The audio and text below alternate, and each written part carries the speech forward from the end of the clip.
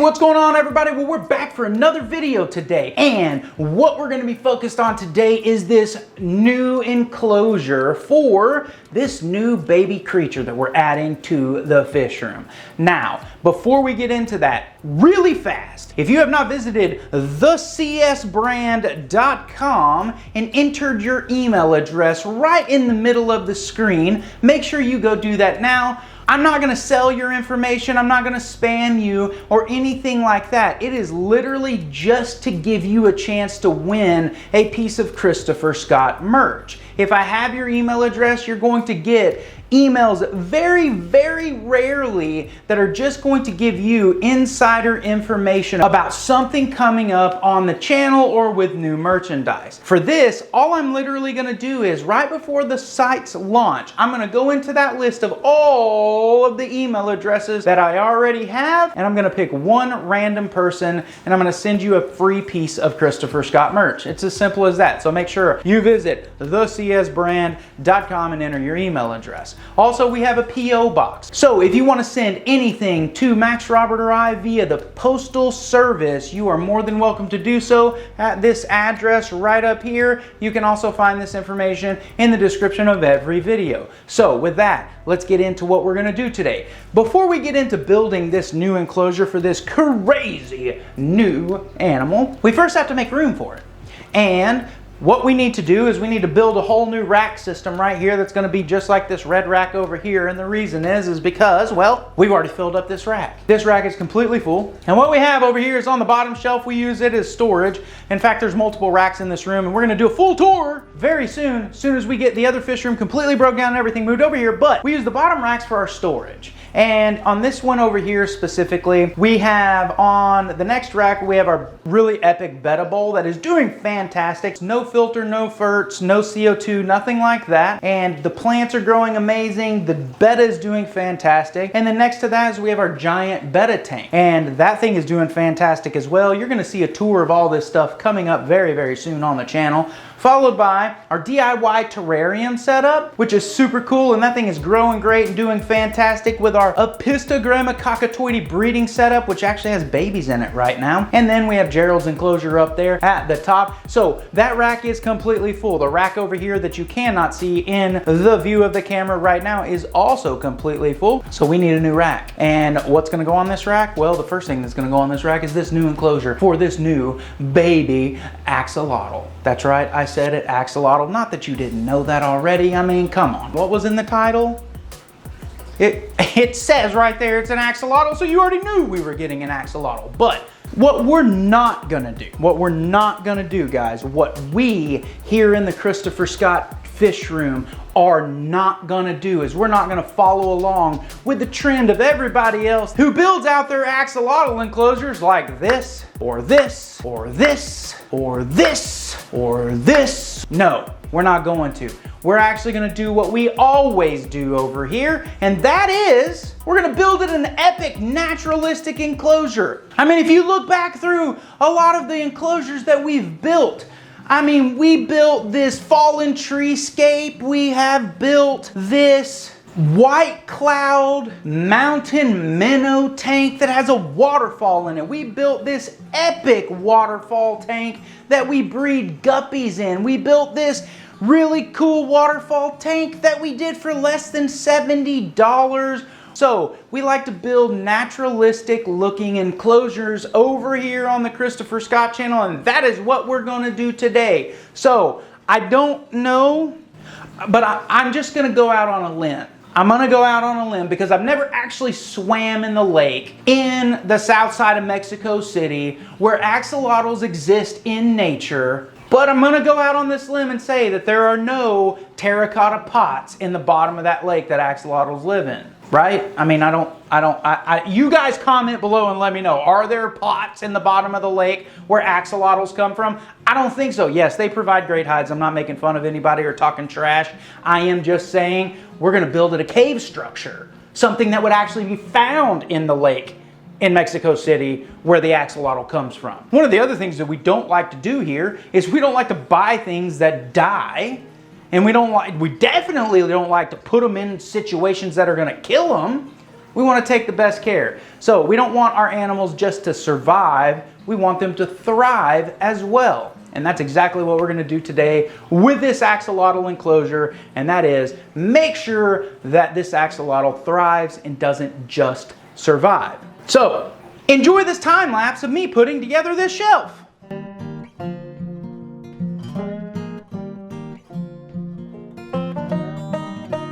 All right, well, I got the shelf built back here, and in fact, I think it was probably a world record for a Husky shelving system installation. Did you just see that? It took like 4 seconds. So, I mean, yeah, that was fast. Anyway, so we've already got this set up. In fact, we even have our moon crab or Halloween crab set up already on this thing. We have lights installed. Everything is good to go. So now what we need to do is go ahead and focus on scaping this epic axolotl tank. Right on. So, here's what we're gonna do. We are going to start with a little bit of planted substrate because this will be a planted tank, so we want a nutrition layer. But before we get into that, I need to first figure out how I'm going to lay this nice, massive piece of driftwood right here inside of this tank.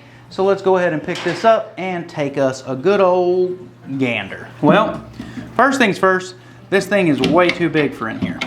So I need to look to see, this right here needs to come off. So how are we going to do this? What I think we do is we just break it off. What do you think? Yep, I think we're just going to break it. So we're going to take this piece right here, and we're going to break this off, or at least break it back in hopes that maybe we can keep it on there.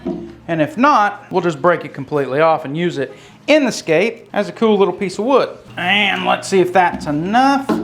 Is it enough? It's enough, but we got a piece up here that needs to be broken off as well. So we're gonna put that one right there, and we're gonna come back over here. We're gonna do the same thing. We're gonna try to break it to a point where it can stay on the piece of wood, but if not, that's okay. We'll break it off and use it in here somewhere else.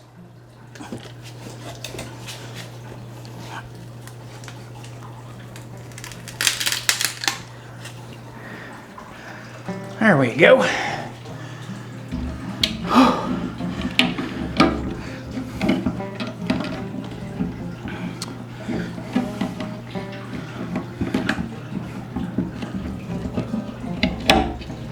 Goodness gracious, there's more wood blocking the way. There we go. This thing is going to be difficult to clean because this piece of wood it's a little too wide for this thing, but that's okay. We're going to make it work because we want it to work. So we have that in there. Looks pretty good to me. Now what we're going to do before we actually start scaping this thing is we're going to move this over to the shelf, and we're going to scape it over there because we have some massive pieces of rock that we're going to be putting in this thing, and once this thing gets rocking it, there is no way we're going to be able to safely move this without breaking something, and we don't want to break it. So let's go ahead and move this thing over to its actual home here. All right, what we're going to do is we're going to start with a little bit of this planted substrate and just get a nice little base layer in here in this corner back here, because this is going to be where our plants are. So for our base level substrate, we're going to be using a sand and a crushed rock mix, which we use in a lot of our enclosures. And I'm just going to go ahead and drop some of this in here like this. That'll be a good amount to get this started. Now what I want to do is I'm going to take my paintbrush, I'm going to start kind of smashing some of this stuff down a little bit and just getting it kind of about level with this planted substrate. And I'm just going to push it up against the planted substrate like this. And really the reason for this is just to create a barrier for this planted substrate. So when I start filling in this area with regular substrate and covering it up with our decorative substrate, which is this brown sand, it doesn't cause all of that substrate, all the planted substrate, to start washing out, because then it just becomes ineffective, and well, that stuff's expensive and we don't want that to happen. So I'm gonna get this nice and kind of smoothed out here, just in the bottom of this tank. Now we'll start covering up the planted substrate. Now we'll just start using our paintbrush again and pushing this sand substrate over top of the planted substrate because we just want it to stay in place. And there we go. So our planted substrate starts about right here and is back this way, just so we remember it's about the last third of the tank, which is perfectly fine. And now it's just about scaping. So the first thing we have to do is get this piece of driftwood in here. Now I've thought about this coming into this scape already. So what I'm gonna try to accomplish here is I'm gonna use this piece of rock right here as a base underneath this piece of wood.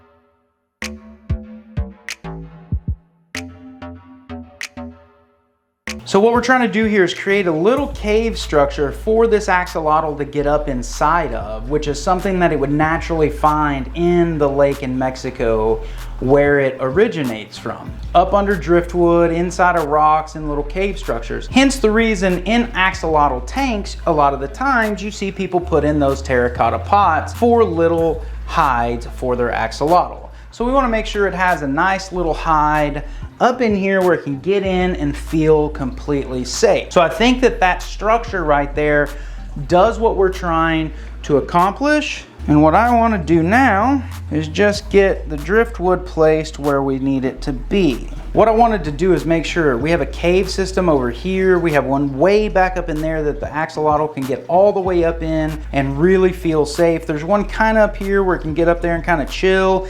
It'll also get up underneath the driftwood around the rocks and things of that nature. So we just wanted to make sure that it has plenty of places to hide where it feels safe. Then over in this section, if it decides to get out into the open, we'll have a couple of little small plants over here, things of that nature, where it can come out and feel safe and be able to snoop around. All right, so now that we got the overall scape done, I want to go ahead and start planting this thing. So we're going to start with some giant hair grass. And this stuff is really cool looking. It just kind of flows in the water and just kind of hangs out. But what I want to figure out is where I can put it. I may just leave this in the pot, to be honest with you, back here. So I'm just going to leave that one in the pot. And this one here, I'm going to plant. I'm going to plant this one right here in this back corner. What I want to do is just make sure I get this root all the way down into the nutrition layer and just cover it up. And what will happen is this stuff spreads pretty easily. It will actually start to take root and then just start spreading across the back of this tank. Hopefully filling in this whole section back here would be the idea. So I'm also going to add some of this bacopa. And I understand that this usually isn't used as a foreground plant. However, that does not mean that you can't. And that's just simply because of the fact that I really like what it looks like. And I think it'll look nice up here. I think I'm actually going to add some of this broadleaf Ludwigia up here as well in the foreground. Get all that pushed down in there. And that stuff will stand up nicely. I'm going to add some jungle val into the back corner of the tank back here. Well, maybe. Right here in the foreground, kind of up under this rock, I'm going to add this really nice aquarium dwarf lily. Alright, well overall, I kind of like the way this thing is looking, but I need to get some water in here, get these plants to stand up a little bit, and then let's take a look at what this thing is going to look like.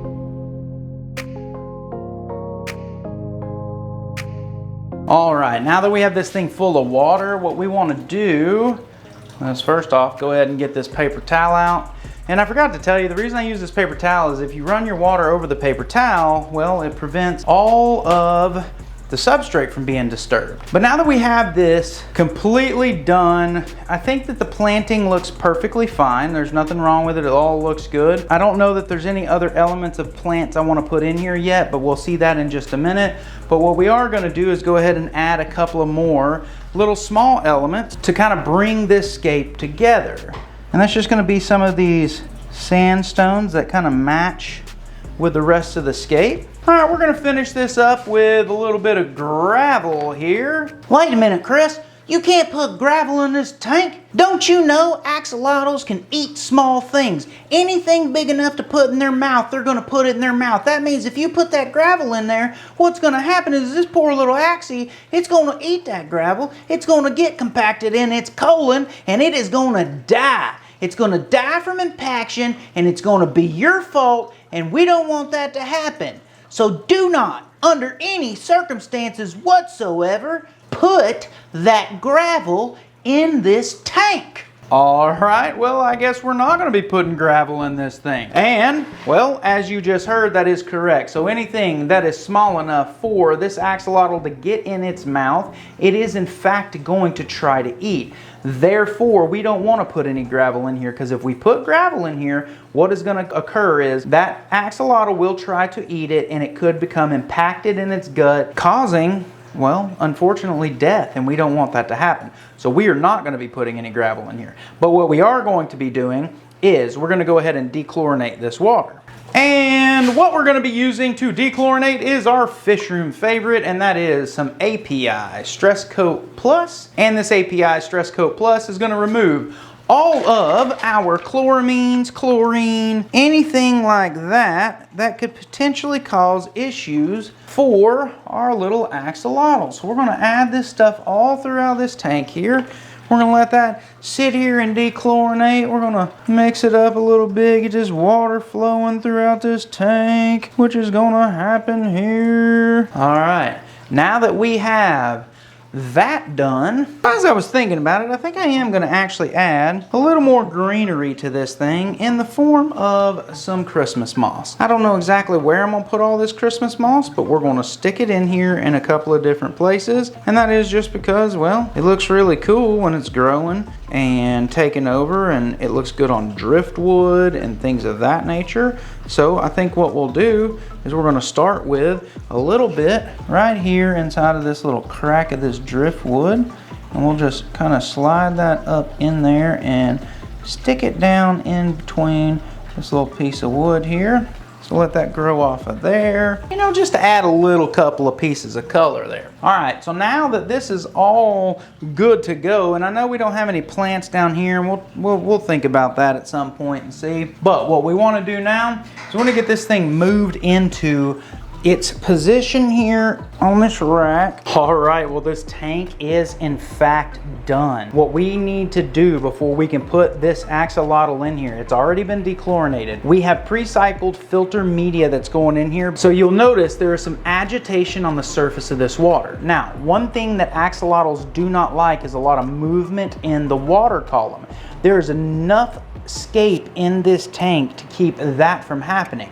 However, the agitation on the surface level is from the fan. There's a fan currently blowing on the surface of this water, and it will continue to cool this water down. Axolotls actually like water that is under 70 degrees, so we're gonna let this cool down for a good bit before we even start to set up the filtration for the axolotl. All right, guys, we'll go in and put in our sponge filter right here. And before we add the aerator to this onto this airline hose, first thing I want to do is I like to use these Betta cup tops. And now you can use any plastic top from any type of container, whether it's a yogurt container or something like that from your refrigerator, and you can poke a hole right in the top. These Betta tops actually make perfect block for this because of the fact that they already have a hole in them. So what I'm going to do is run this hose right through the middle of this, and I'm going to take this top, I'm just going to float it right on top of the water, right where the bubbles from the aerator or from the top of this sponge filter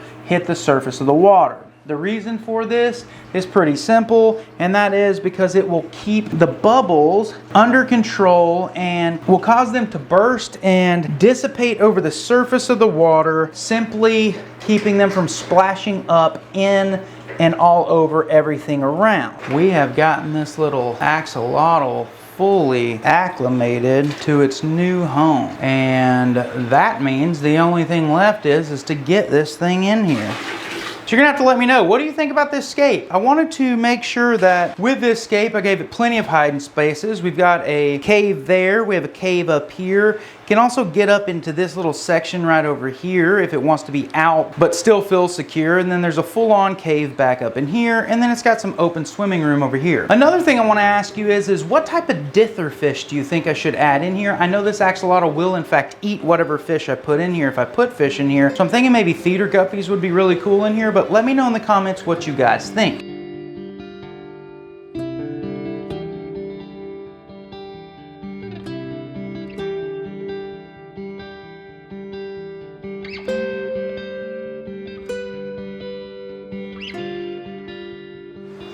There he goes.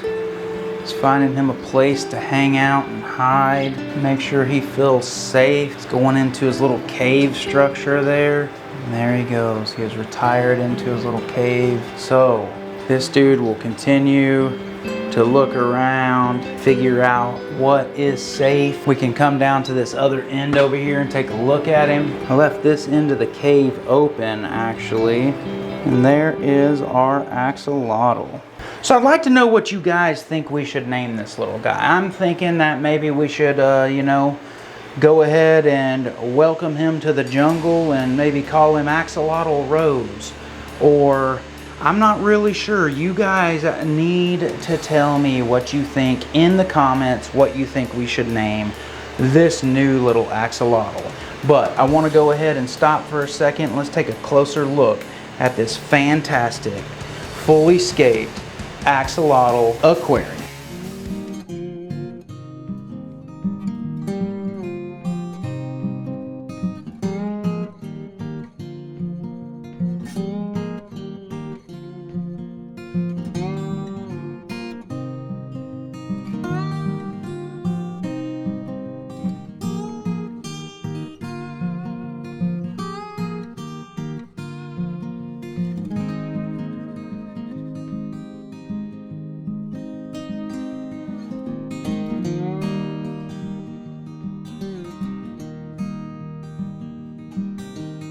Well, hopefully you went on to enjoy this video today, and hopefully you really do enjoy this new axolotl setup.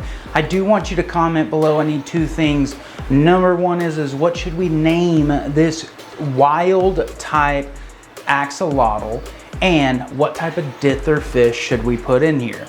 So with that, I really appreciate it, guys. And once again, if you have not visited the csbrand.com and entered to win a piece of merchandise by just simply entering your email address, make sure you go do that now. The website will be launching very soon for anybody that would like to purchase any merchandise. Also, make sure you go ahead and subscribe. Turn on that notification bell, because we're putting out videos 2 times a week as of right now. We're about to move to 3 times a week. I was putting out videos Mondays and Fridays, but I'm going to move that to Tuesdays and Fridays. And then we will add a 3rd video on another day. I'm not really sure when just yet. So make sure you're subscribed. Make sure you turn on that notification bell so you do not miss the content coming out, as well as make sure you go follow us on Instagram and Facebook as well. Links to all are in the description, with our PO box, our phone number, all of that kind of stuff. And with that, guys, we are truly grateful for each and every single one of you. Thank you very, very much from the bottom of my heart. Thank you, and we will see you next time.